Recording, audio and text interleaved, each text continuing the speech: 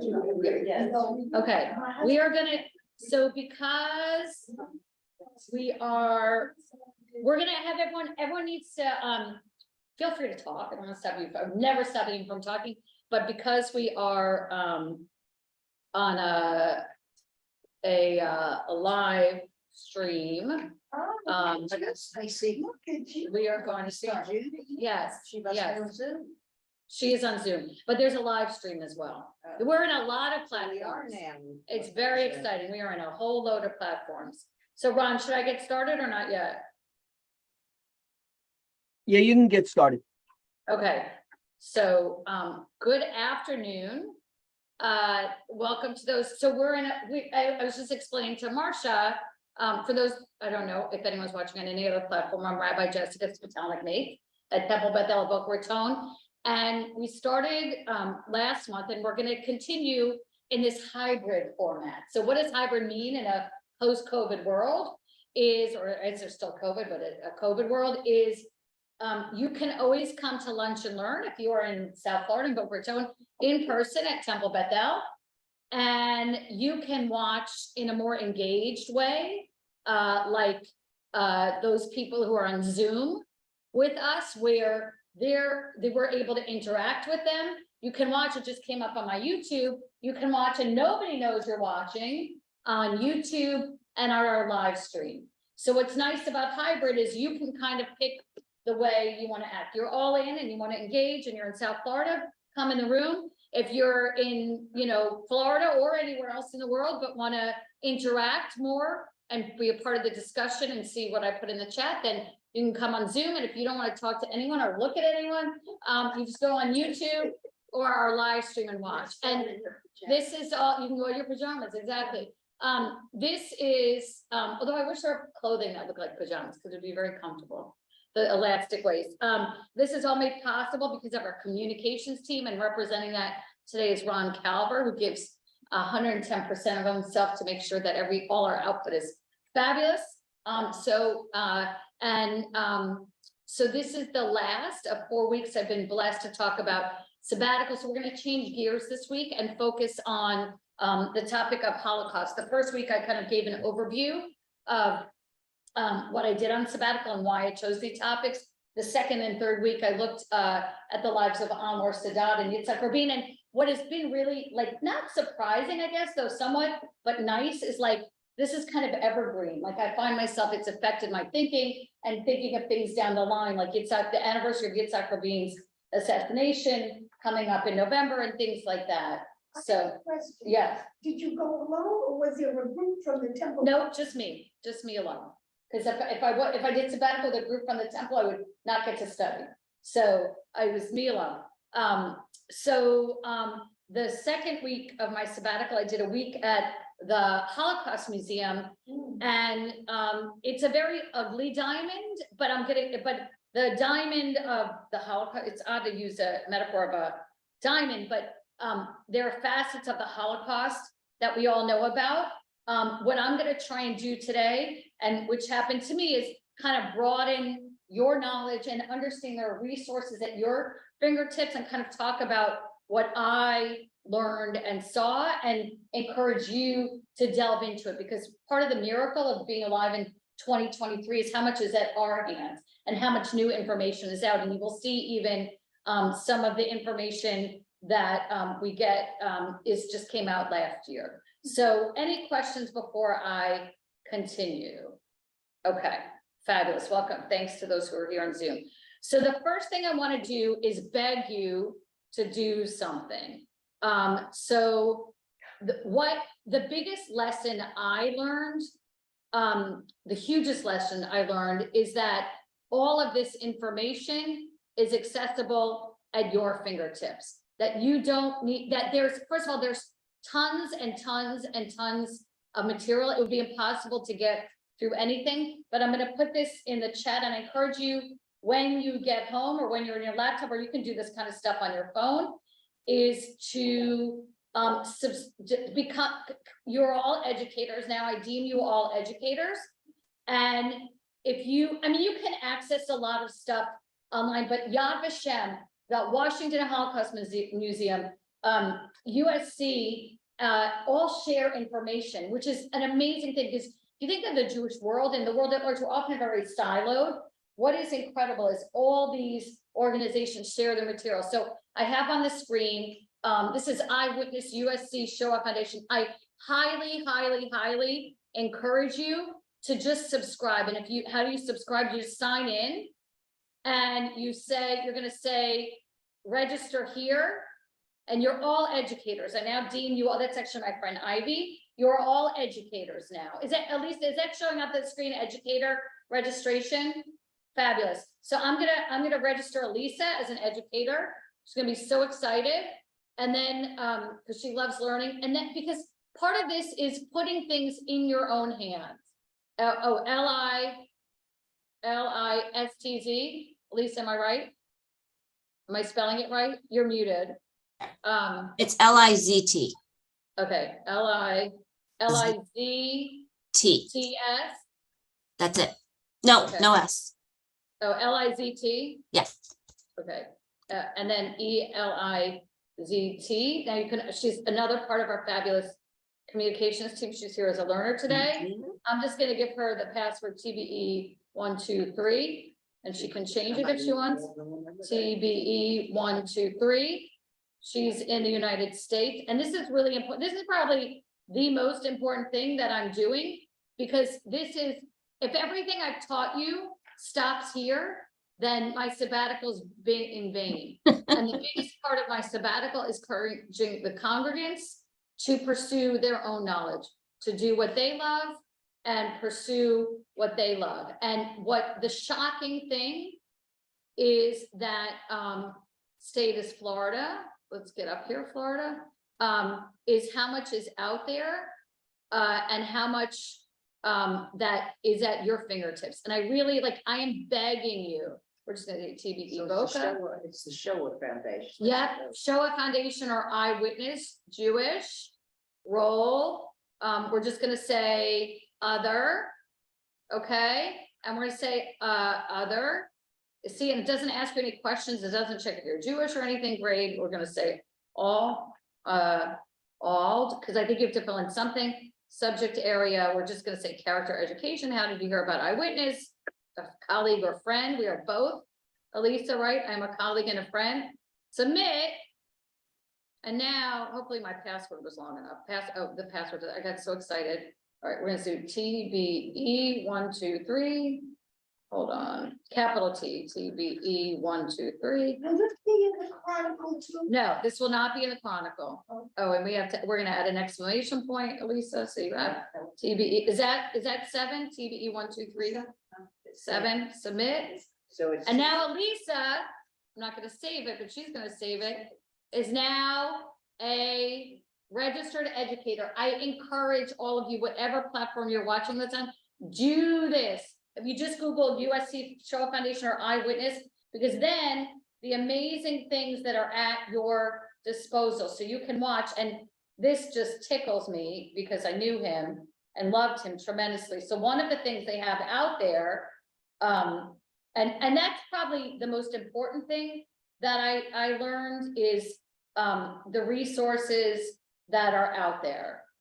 So Ben Ferens, who was a lawyer. It was the longest living prosecutor from the Nuremberg trials. He spoke at Temple Bethel in 2019. You were there.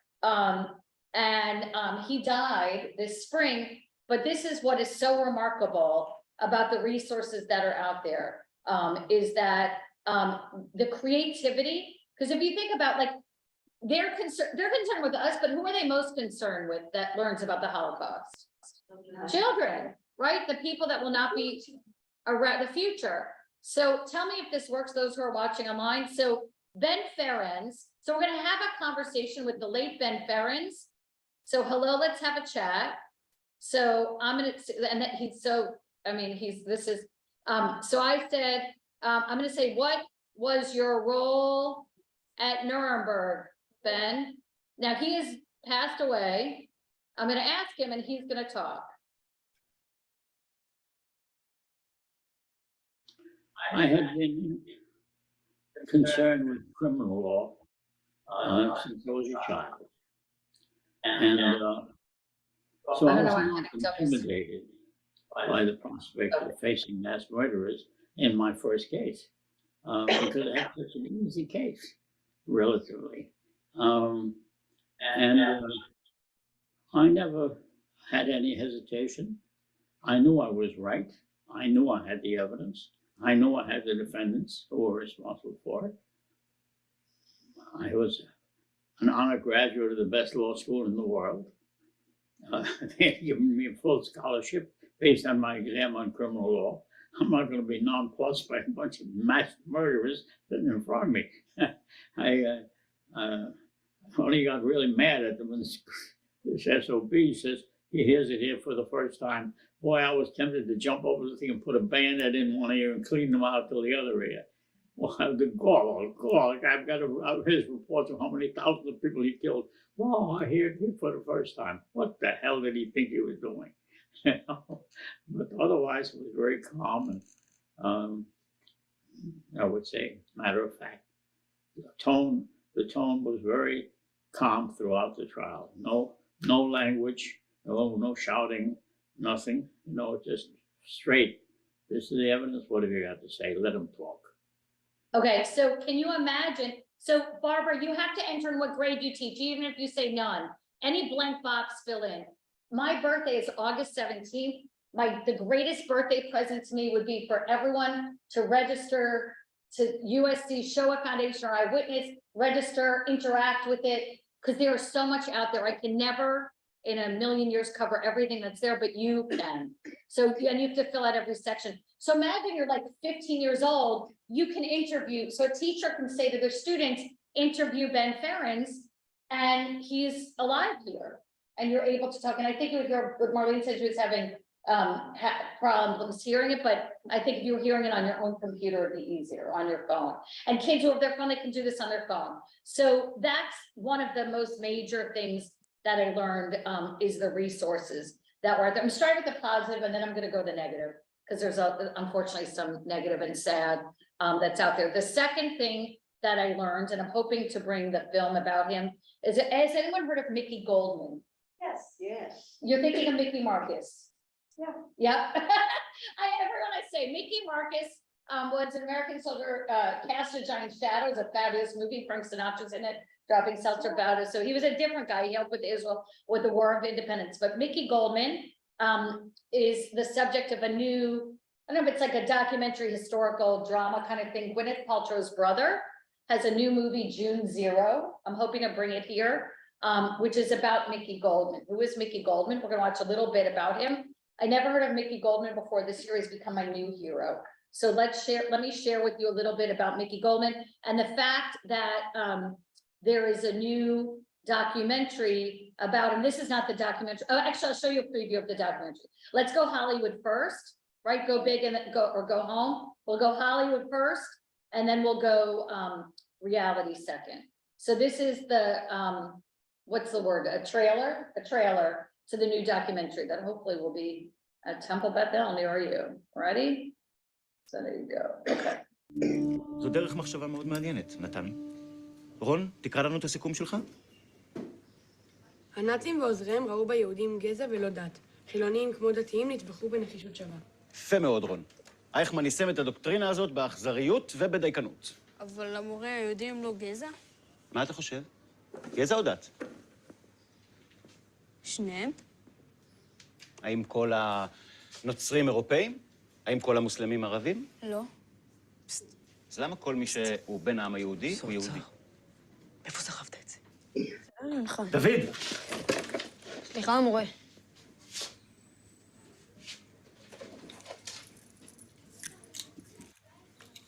אמור לי, דוד, האם אתה רואה את עצמך כחלק מהעם היהודי?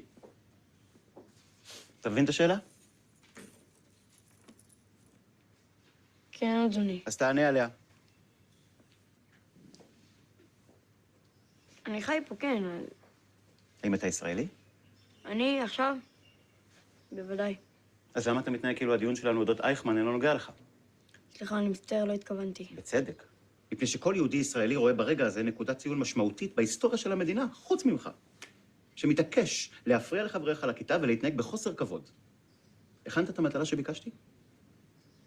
כן, המורה. בבקשה, ספר לי משהו אודות אדולף אייכמן.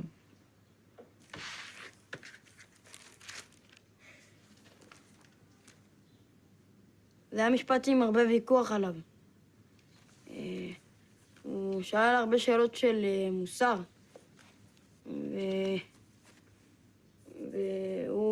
אנחנו נוציא אותו להורג כעל הפשעים שלו. וזו טעות גדולה אם נהרוג אותו. מה? זהו. לא היה לי זמן, אני ואחי עשינו... ואבא שלך אמר לך את זה?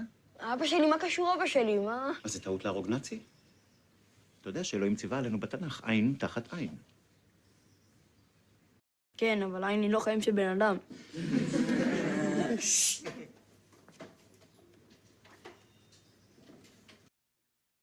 Okay, so June 0 is the story. Now we'll show non-Hollywood, Yad Vashem.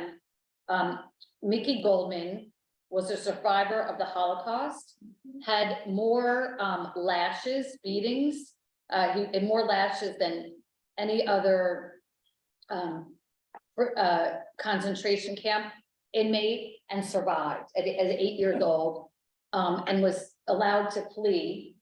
And then Mickey Goldman eventually made Aliyah to Israel and became a police officer. And then at the Eichmann trial, again, you know, you get into like this complexity of law and like uncharted territory. So he was the policeman at the Eichmann trial, but if he's a survivor of the Holocaust, what else is he? He's a witness. And he ultimately became the man that after Eichmann was tried, and it was the only death penalty carried out in Israel. And then his remains were cremated and dumped at sea. And Mickey Goldman was the policeman who dumped the ashes at sea because they didn't want anywhere, you know, there's a lot of people who worship the Nazis. And so he didn't want wherever Eichmann was, the country didn't want wherever Eichmann was to become a place where people paid tribute. That happened with Hess and Spandau Prison a little bit. A lot of neo-Nazis used to go to Spandau Prison because that's where Rudolf Hess, one of the Nuremberg trial inmates, was. Osama bin Laden. Oh, really? Same thing with Osama bin Laden. Yeah, we can't hear. You can't hear who? Oh, say it a little louder. The same thing happened with Osama bin Laden. They got dumped at sea. Yes, Yeah. yes. Same thing there. Yeah. So I'm just gonna share a little bit. This is a Yad Vashem documentary about Mickey Goldman, but ultimately, hopefully we'll bring, but again, this is the kind of stuff that's at your. Cutting out food groups because it doesn't work. Cardio shoots up our hunger hormone ghrelin, which means we just end up eating more later. And cutting out whole food groups like carbs isn't sustainable. Sorry. That's why those things haven't worked for you in the past. אני עוד So חזרתי how קודם do they get those לגטו, radical ובגטו transformations? ראיתי Well, they use a little known way to flush out disruptors, sabotaging their metabolism. Okay, no disruptors. Has this kind of stuff been available to us? that you- Let me talk about that after. Hold on a sec. Let me just stop share and share again. That age.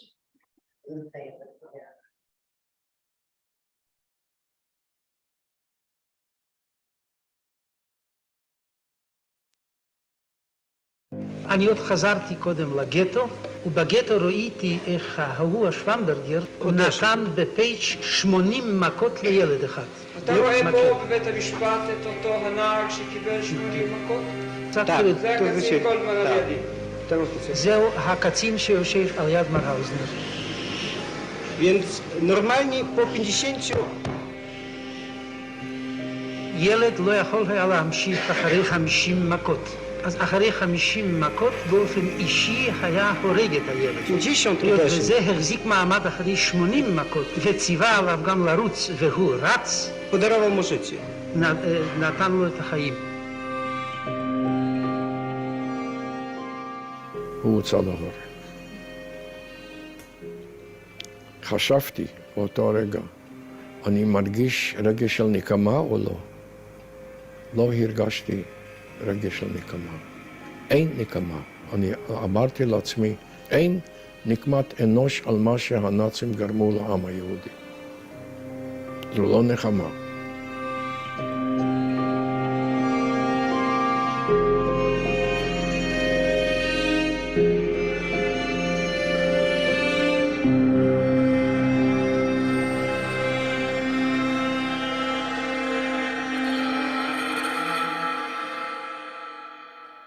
I'm just gonna lower the sound a little bit, but let the images keep playing. How do I?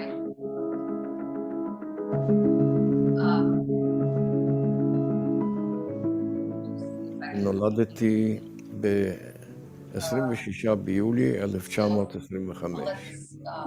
ומה שאני זוכר, Oh no, then you won't hear anything. All right, I'm gonna stop it. אז גיל, אני חושב, So here's the complexity with studying the Holocaust. A couple things. Mickey Goldman is still alive. He was born in 1925. People are still able to visit with him. He was well enough to travel to the States last year. His son made the movie with Jake Paltrow. He's not well, and I asked, believe me, I asked. Those of you who come to my lawyers lunch, you know I would ask. He's not well enough to travel anymore. And what happens is that the stories about Mickey Goldman and the horrible suffering he went through, and then the life he went on for himself. So you have to think about it. For every Mickey Goldman that survived, however painful that survival was, there are people that died. And for every Mickey Goldman whose story you know, there's some stories you don't know, either because people did, there's probably people in your lives that for a certain period of time didn't talk about the Holocaust and then did. And so one of the remarkable things about the time at the Holocaust Museum, which was brand new to me because I've studied Nuremberg and I've always been drawn to teaching about the Holocaust and talking about it, but there was this one area that I never even fathomed thinking about. And so when I found this seminar at the Holocaust Museum, which was just an honor to study at, like you think of that and Yad Vashem as kind of the places that you would go, there was this picture that came along. That was the advertisement for the seminar that I was going to be a part of at the Holocaust Museum. And there were a couple reasons that it drew me in. There's the PowerPoint. You see that on the screen. Okay, so just describe, before you read the title, just before you look at the words, what do you see there? Like if I just said, like, look at this picture, right? What do you, so Elisa, you're very visual. What do you see? Immigrants. Okay, Marcia says immigrants. Oh, I was gonna say, I see it, the man in the middle. Okay, so there's a man in the middle. Yeah, and it looks like mostly girls. Minister or priest, and it looks like mostly what? Girls. Girls, good point. One child has her head bowed. Okay, one child has her head bowed, and all the rest are looking up. Okay. They look like they're went through Confirmation or baptism, like some sort of religious. Excellent. because they're all wearing white. Right. So it's really remarkable that you noticed it's almost all girls and the boys are in black. For when there were children that were put into hiding in convents and in monasteries, it was mostly girls. Why?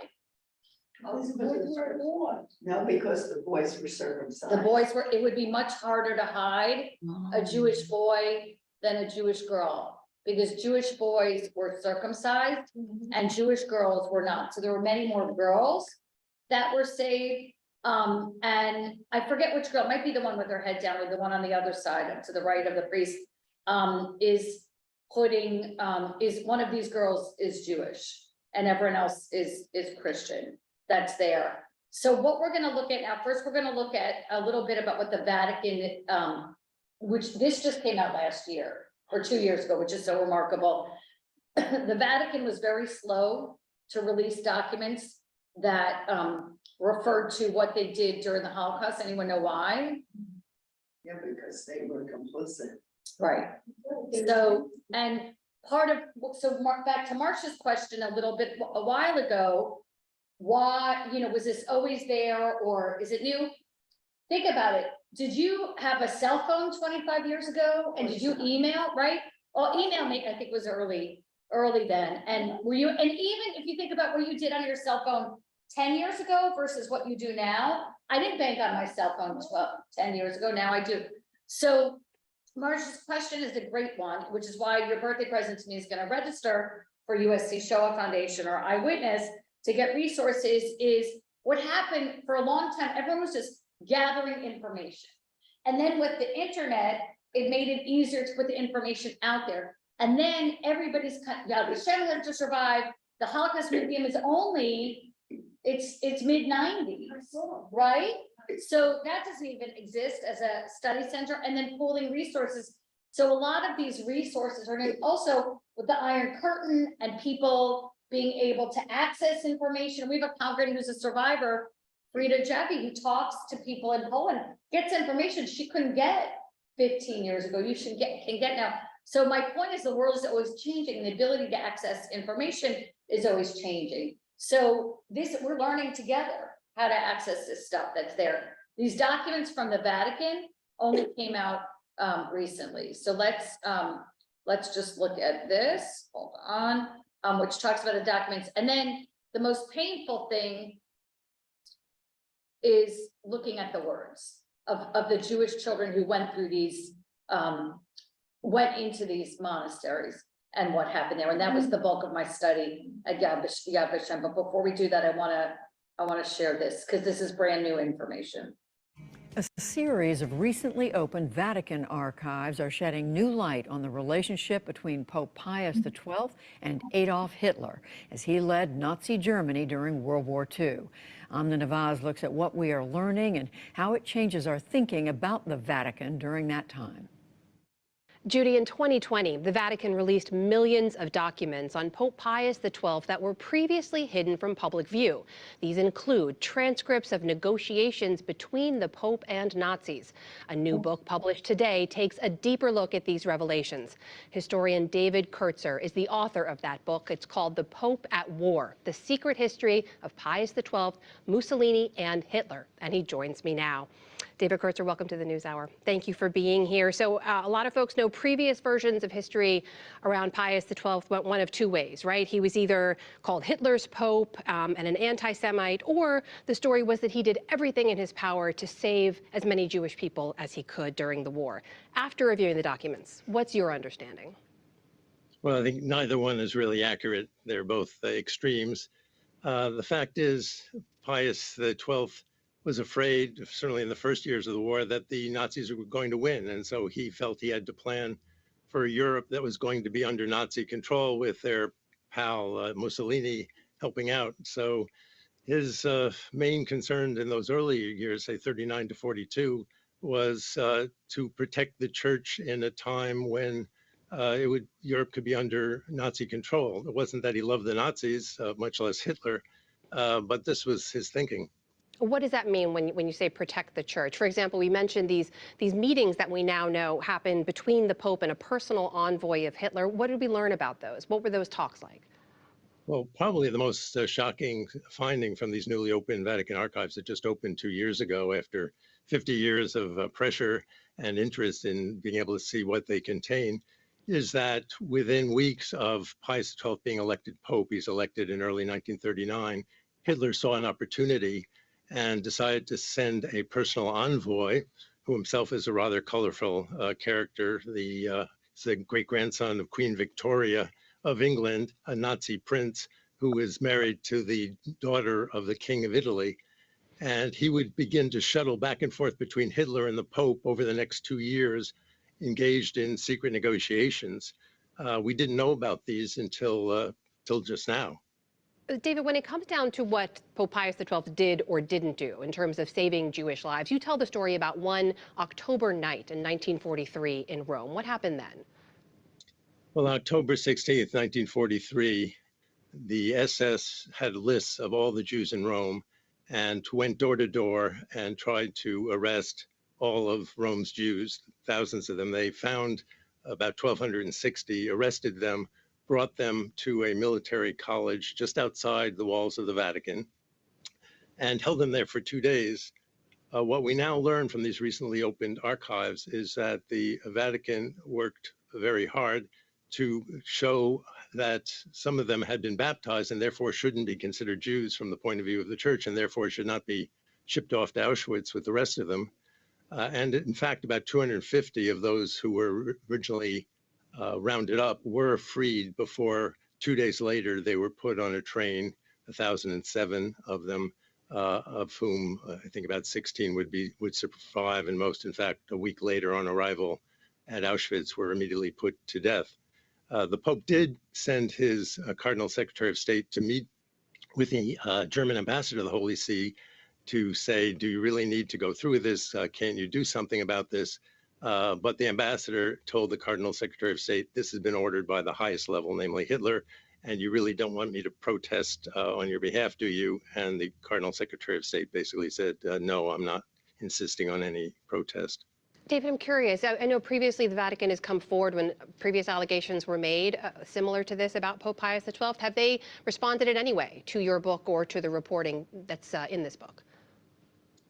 Well, unfortunately, I mean, other national Roman Catholic churches, for example, in France and in Germany, have come to terms with this history. And part of the history is how it was that in the middle of the 20th century, the millions of Jews could be massacred, little children, old people, by people who thought of themselves as Christian, more or less half of them Roman Catholics, but also Protestants, of course.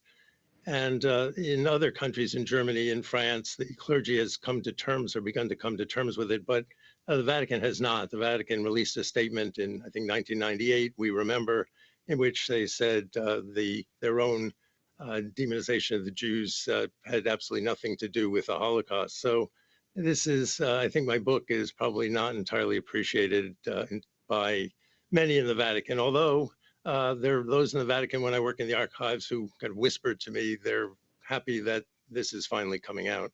What about how we view, all these years later, the role of Pope Pius XII as his leadership of the church? I mean, especially with there's being a push for his sainthood, right? How should we look at that when you step back? Yes, well, the popes have tried to beatify and canonize, make Pius XII a saint.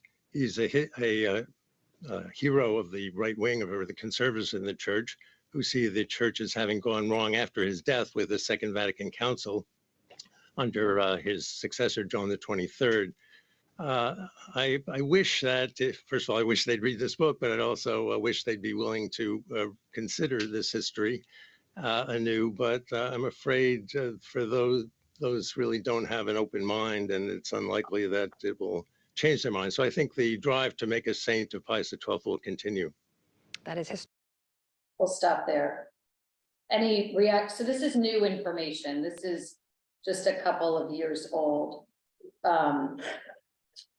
And, you know, part of, what's that?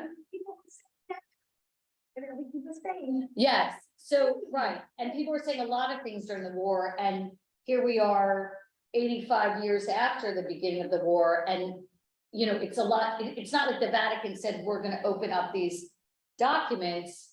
It was that people asked for them to be open and still not engaging in conversation. And I think what it makes us do, and that's the segue I want to make into the text I want to look to today, is that, you know, you have to think about, like, where does your Judaism guide you? Say that again. Oh, so everyone, can you be a little louder when you speak? Just speak nice and loud when you speak. Or Ron, I don't know if there's a way of raising the volume of the owl. You know, if you're in you know, it's, how do you live life, right? You're regular temple goers. So the synagogue plays into your life, but like for a kid, you know, who becomes bar mitzvah and then maybe goes on their way and go to college, or someone who was never raised with a synagogue education, which is a lot of people, it's hard. And, you know, for some people hard to find a synagogue.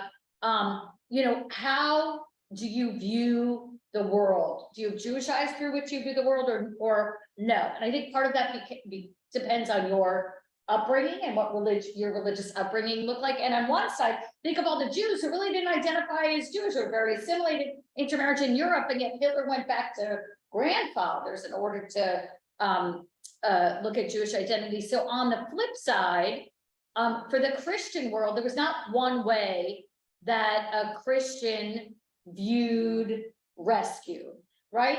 So how this kind of so in the program at Yad Vashem, which was fascinating to me, there were a lot of Christian professors at Christian universities, some evangelical universities, that were teaching the Holocaust, which was just like an eye-opening shock to me. And I'm hoping in November, which is the 85th anniversary of Kristallnacht, to bring in by Zoom some of those professors from around the country to speak about this, because it's incredible knowledge from England, from Macedonia, from Oklahoma, the Massachusetts, all around the world. And so there are people studying this, which is amazing. And one of the things that the Jewish world actually had to do, and Yad Vashem is the place where that was done, and Mordechai Palbriel, who's a cousin of a congregant and has spoken here before, he spoke during Zoom, and we're hoping to bring him back, who's a survivor himself, was rescued, became the head of things like the Righteous Gentiles division of Yad Vashem. I think the name has changed, the Righteous, and studying non-Jewish rescuers. Why do you have to designate non-Jewish rescuers? Because if you were a Jew who helped with rescue, you were already at risk. Like, you're not going to your life was already in danger, so rescuing might be part of your life. But if you were a Christian who made a decision to rescue, then you were already saying, I'm going to put myself in harm's way. I don't have to, but I'm going to. And then what we delved into is the subtlety and nuance of rescue. And rescue is not always for noble reasons. So, for example, there were many Christians who rescued for money. Think of it, it's wartime, everything's in short supply, food's in short supply, money's in short supply, whatever you need is in short supply. So if you could either have a Jewish family that's paying you, right, then and getting rescued that way, or if there are certain bodies that are coming through that are helping pay, that's one reason, which is fine. I mean, they are what they are. Number two, there are some who felt that, Christianity, as particularly certain segments of Christianity, are proselytizing. Judaism is not a proselytizing religion. Only the Maccabees forced people to convert to Judaism, but it's not part of Judaism. We actually turned people away 3 times, if you know from the book of Ruth. But certainly certain branches of Christianity are proselytizing. They want Jewish people. They want to save your soul. They don't want you to go to hell. So there's some people who did this rescuing in order, and baptizing, and you get scenes like this because they wanted to add to the Christian population and save these Jewish souls. And some did it in the spirit of Jesus. Like, what would Jesus do? He would rescue and not follow the people with having to convert and things like that. There's all these nuances and complexity. And part of this, I mentioned this in the first place, who gets to tell the story? There's a famous rescue that happened in France, and one of the children of someone who was rescued had enough money to make a documentary. Le Chambon, it's called. He has the money to do that, to tell his story. He has the money to rent a train and come in dramatically. Other people don't, and other people may not feel so great about it. There's another documentary we watched as part of the week about Albanians and how welcoming and rescuing the Albanians. There's this cultural part in Albania that you do the right thing is the best equivalent I can think of. So part of it is where you're hiding, where you're, and then there's other places where it's impossible. If you're a Jew in Austria, Germany, or Poland, it's going to be a different thing. So go ahead, Maddie. Schindler, where was Schindler from? Schindler. And where were his sentiments? I have to. Or was he Austria? I think, yeah, Schindler, Austria. Were they mixed? Were they self-serving? Well, and that's a great question. So some people, Maddie's question is excellent, because some people were, so including Pastor Niemöller, whose work, German industrialist, Pastor Niemöller, Austria, Hungary, and then Germany. And he's buried in Israel, actually. that Maddie's question raises, so Pastor Niemöller even, whose words we'll see in a little bit, you know, a lot of people started out as Nazi sympathizers just because it was easier, or they resonated with, or they, you know, anti-immigrant feelings or whatever, and then changed. So Schindler's one of those people, was part of the Nazi party, and people changed and transitioned. And there are also rescuers who didn't succeed, right? Like there are rescuers whose rescuees died. So there's a lot of subtlety and complexity. So one work that we, and what the other thing I will tell you, which is really painful, and we saw it with Abraham Foxman, who I talked about last week, who spoke to us, is, you know, your parents are making a decision. I'm going to send my 4, 5, 6, 7, 8-year-old away. Now, already the complexity of that and the pain of that, and not to know if you're going to see your parents again. And then think about your mind at 4, 5, 6, 7, 8. So if you're coming as a 4-year-old or a 5-year-old, your brain is spongy and growing. So if someone says to you, remember these prayers, bow to this, Jesus is yours, all these things, that is hard to then let go of. And so you have a lot of, again, there's not a lot of people who got rescued, but a large percentage of those who were rescued then have this very complicated relationship with religion. Even Abe Foxman, you think it was one of the greatest Jewish professionals of all time, he was crossing himself for many years afterward, because that's what he had been taught.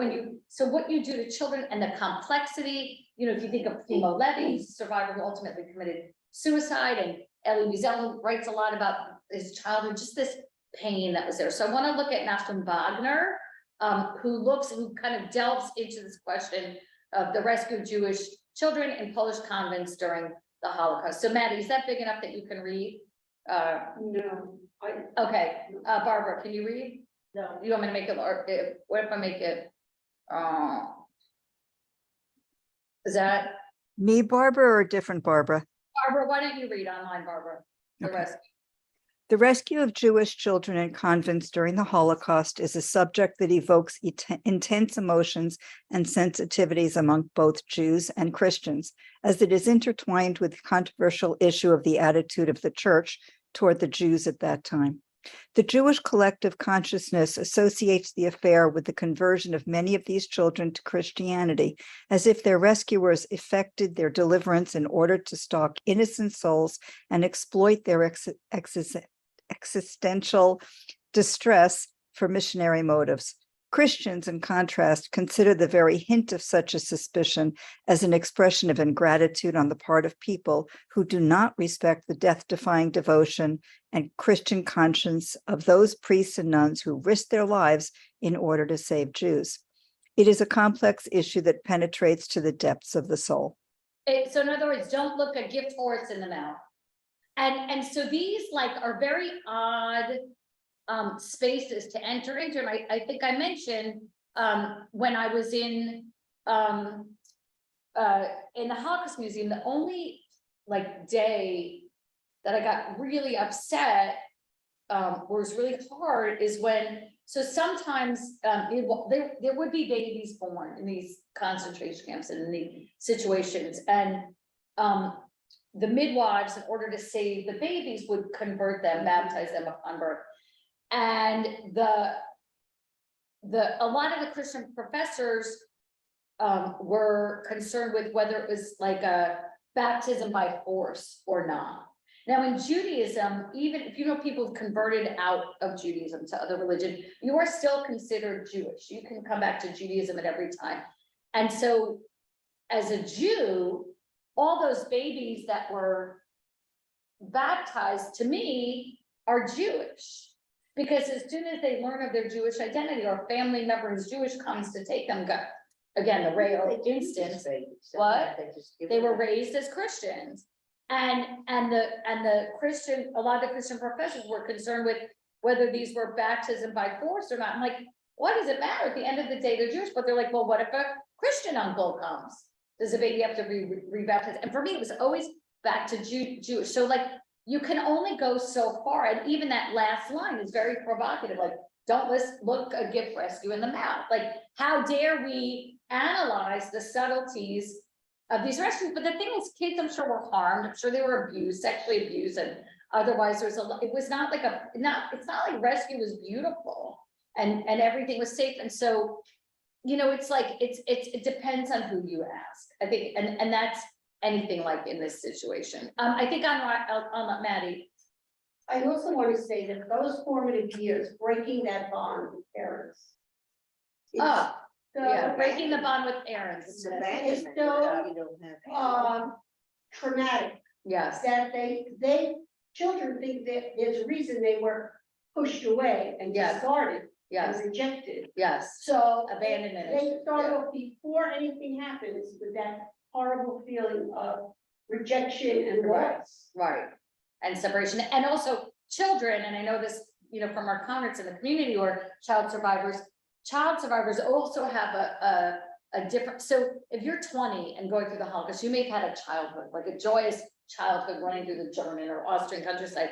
If you went through Auschwitz at 3, 4, 5, 6, 7, 8, 9, 10, you don't even know what childhood is, or that was your childhood. Elisa, do you mind reading the next one? The first paragraph, I think it's easier to read for those of you online. The Jewish public awakened. The Jewish public awakened to the possibility of rescuing children in convents at a later stage as the genocidal liquidation of the ghettos was underway and all alternatives had failed. Even then, few Jews seemed willing to save their children by entrusting them to the bastions of Christianity. The writings of Emanuel Ringelblum inform us that the issue was publicly debated in the Warsaw Ghetto in early December 1942 after the Great Deportation.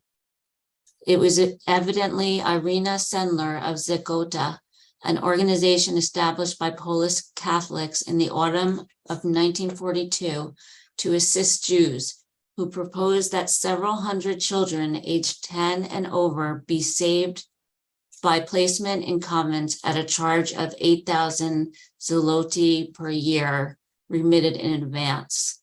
According to the plan, the children's whereabouts would be recorded in a card file so they could be reclaimed at the end of the war. Now, just to read a little bit of next, it should be noted that despite the harsh conditions in the Warsaw Ghetto, the largest ghetto in Poland, already on the verge of extinction, those who heard about this plan greeted it with suspicion and object to do it for 3 reasons. The first had to do with proselytizing. Some suspected the Catholic Church clergy a priori of wanting to exploit Jewish agonies in order to convert their children. The second was material. They suspected that by demanding payment up front, the convents were looking to make a good deal. And third, the reason was prestige, because up until then, they had done very little to save Jews, and now this was making Jews, the convents look better. Originally, it was rejected, and then as things got worse, some people realized that this was the only option, and as things moved along, there were more children that were sent to convents. Again, like in light of everything, it was minuscule compared to the number who was rescued. But as it went on, there was a respect for those who were doing. Is this big enough? Can anyone read this in the room here? Margaret, go ahead. Above all, however, the moral risk to the rescuers in the rescue of Jewish children could not be overemphasized. It transcended the nuns' vows, and no religious authority instructed the convents to engage in these actions. Among the many testimonies taken by Carrick Lessig in convents in the 1980s, in advance of her study on rescued children, only one respondent, a mother superior, reported having consulted with a bishop about whether to rescue a Jewish girl, a query that he answered in the affirmative. so remember, the Catholic Church is very hierarchical. Is everyone seeing the Sound of Music in their head right now? That's when I think about it, because that convent made a choice on their own to rescue, right? That's what you see. The Von Trapps are rescued. If you know the Sound of Music, that the Catholic Church is very hierarchical. So if a convent made a decision to rescue, it was often an internal decision, and they were often searched. I mean, you hear of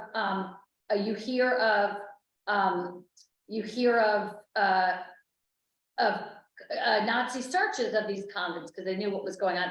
Sorry, it's small here. I just want to share because it's so heartbreaking. And that was the other tough thing with this week at the Holocaust Museum is, I'll read you this, but we read the work of another man was taken by an uncle after the war to Israel. And he's like, I just would have rather stayed with my Polish Catholic family and remained Catholic, just the confusion it created. So, you know, this kind of puts you in the moment at parting.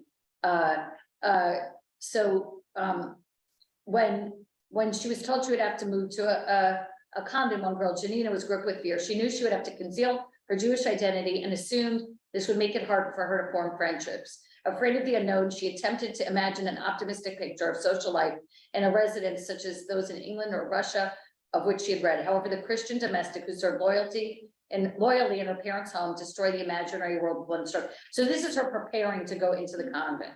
It is an orphanage you are going to, she wailed, wiping her eyes. They will thrash you and punish you and keep you on your knees for hours, and you will go barefoot in winter and live on cabbage and potatoes. Oh, my poor child, who would have thought that it would come to that. You are going into one of the places. You'll meet these orphans and foundling of unknown parents. So just like this incredible pain and harshness that was there. Before I talk about terrible things, and then actually I want to, before I talk about terrible things, Sylvia is not here today. I think she's out of town. I don't know if she's watching online or not. One of the reasons I want to encourage you to do things on your own is because untold things will come to you. Like if you create this energy and put it out there that I'm researching this or that, or looking into this or that, you will stumble upon things that you didn't know. So here I am at the Holocaust Museum for a week looking at rescued children. It so happens my sister-in-law's mother was a rescued child, and there was complexity there for sure. And she's alive to this day, very complex. So Sylvie, her Eamon, who comes to this class, who's part of Temple, hands me this book last week. So she's a survivor herself. They fled the Holocaust. And I just want to read you two quick things from her book. It's called Beyond the Holocaust. You can ask her how to get it. I think some of you were asking last week. I want to read just a little bit of her story, and then a poem that she puts in here, which is so true. So she was herself a rescue child. I did not know that when I started teaching this. So she talks about when the family's escaping. This section is entitled Jewish Girl at Catholic School. A few weeks later, we boarded a train, and after a couple of hours, we arrived at the convent, which became my home for the next 2 years. Just think about 2 years in your life, right? 2 years and how much time that it is. And I think when we look at individual stories, all of a sudden we're not like kind of creating a swath about like what an experience is like. We're understanding someone's specific, like for 2 years, you would not want someone to say to you, the last 2 years have been fine. You've all been through things in the last 2 years, but the only person who really knows the depth of those things are you. And that's what we have to do in listening to this story. So she says, we met Mother Superior, and in her soft spoken, reassuring words, she welcomed me with a big, warm smile and open arms. I thought she looked strange in a black gown that hid her large body, but I soon forgot about that. She told me in a broken but understandable French all about the school I was about to start. Listening to the recording of the interview with Mammy, her mother, because their mother tell the story later, I caught definite bitterness in my voice when we talked about those 2 years of my life. My memories of the convent were mere snippets and glimpses. Some are vague and hazy, others are vivid. Some elicit joy while others trigger an unpleasant sensation. Some of the nuns struggled to speak French with me, and for the most part, I couldn't understand them. They would try to make me feel welcome, smiling often and patting my head every chance they had. I didn't like that. So just these bad memories that people, put away and store inside. And then at the end of this kind of reflects what I said to you at the beginning, like just give me a birthday present and subscribe to these information so you can see what's out there and dig deep. This is a poem that's written in 1971 by Charlotte Delbo, who's an Auschwitz survivor, that Sylvie puts in her book. She writes, this is the poem by Charlotte Delbo. You who are passing by, I beg you, do something. Learn a dance step, something to justify your existence. something that gives you the right to be dressed in your skin, in your body, because it would be senseless, too senseless after all, for so many to have died while you live life doing nothing with your life. So just this urging that, like, what's the point of learning all these stories if they don't inform your life? I have found that studying Begin and Sadat have definitely informed my life and who I am, and the ability to that anything is possible. I've somewhat lived that way, but now I've like hooks to hang my hat on to do that. Sitting in this space of Holocaust story and reflecting on it. And the last thing I'll do is actually not something I did on Sabbatical the 2 weeks ago as I was away, but something I did last week in Boca Raton. We have incredible riches here in South Florida in terms of Holocaust education and Jewish education. And one of those places that's going through a transformative state is Florida Atlantic University, just down the street. Final Four, the contenders, harder to get into than ever before, more applicants to Florida Atlantic University than you could ever imagine. There's an incredible woman, Linda Medvin, who is a Holocaust educator, who educated in the school systems, is now head of the Holocaust Center at Florida Atlantic University. It's only going to grow. They're getting a new Jewish Studies professor, Rachel Harris, who's starting in the fall. And annually, I never knew this until this year, they do a seminar for public school teachers and any educators. I went, one of our congregants went. You can go to these things too, you just have to know about them. About this year, the theme was arts, education, and the Holocaust. And I am telling you, those public school teachers earn their pay, because right now with all that's going on in the state, they have to vet things, so like things that should be taught, they have to vet to make sure they are in line with what the restrictions are to teaching.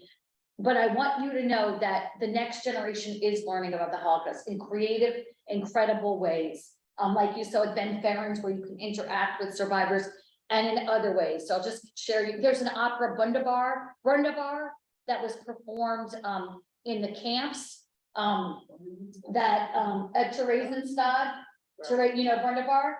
Theresienstadt was, I'm gonna try and get Michelle to at Theresen, yeah, I've been there too, yeah. As an act of defiance, they put on Wunderbar, which is about a rebellion against an evil mustache organ grinder. It was kind of a little, and you wonder, was it, you know, the Nazi soldiers who let them perform Wunderbar? Was it like you know, he who laughs loud and laughs laugh, because ultimately most of these children died? Or was it they were just oblivious, or was it an act of rebellion? Another resource that we looked at, Maxine, you said you can, Marlene, you said you can see the screen. So this is, I'll just share you a little bit of this book, Terrible Things by Eve Bunting. So if you can read us, go ahead. Terrible Things by Eve Bunting. Let's fast forward. I'm trying to fast forward. Hold on. You are not cooperating. There we go. Hold on. Give me a second. There we go. Here, can you read from my laptop? The clearing in the woods was home to the small forest creatures. The birds and squirrels shared the trees. The rabbits and porcupines shared the shade beneath the trees. And the frogs and fish shared the cool brown waters of the forest pond. They were content until the day the terrible things came. And this is a book, The Terrible Things, that Black is there on purpose. These, go ahead, Little Rabbit. No, full shadow. It's supposed to, okay. Little Rabbit saw their terrible shadows before he saw them. They stopped at the edge of the clearing of their shadows, blotted out the sun. Barbara read this book in her third grade, I see. We have come for every creature with feathers on its back. And you see all the creatures in the screen. The terrible things thundered. We don't have feathers, the frog said, nor we, said the squirrel, nor we, said the porcupines, nor we, said the rabbits. The little fish leaped from the water to show the shine of their scales, but the birds twittered nervously and the tops of the trees. Feathers, they rose in the air, then screamed away in the blue sky. But the terrible thing, that Black is there on purpose, the terrible things had brought their terrible nets and they flung them high and caught the birds and carried them away. And as you can only imagine, then they come for creatures with spines, and then they come for creatures with bushy tails, and then they come for creatures that live in water. And finally, they come for, we have come, all that's left is the rabbit and his mother. We have come for any creature that is white, the terrible things thunder. There are no white creatures here but us, Big Rabbit said. We've come for you, the terrible things said. The rabbits scampered in every direction. Help, they screamed, somebody help. But there was no one left to help. And the big circling nets dropped them off over the terrible things and carried them away. All but little Rabbit, who was little enough to hide in a pile of rocks by the pond and smart enough to stay still so that the terrible things thought he was a rock himself.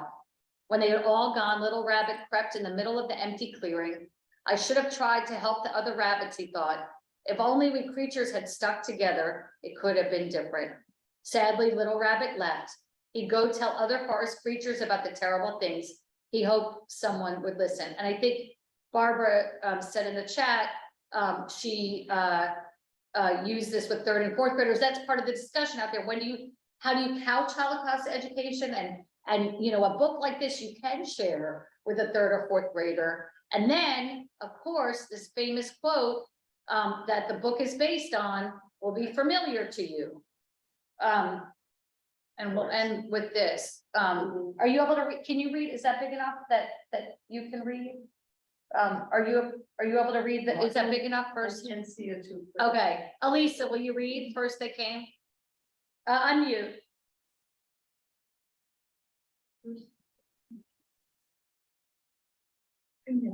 First they came for the Jews, and I did not speak out because I was not a Jew. Then they came for the communists, and I did not speak out because I was not a communist. Then they came for the trade unionist, and I did not speak out because I was not a trade unionist. Then they came for me, and there was no one left to speak out for me. So that quote, which is on the walls of the Holocaust Museum, and I'm sure many of you have seen many times, is the inspiration for terrible things. And that's where we'll end. We have to speak out.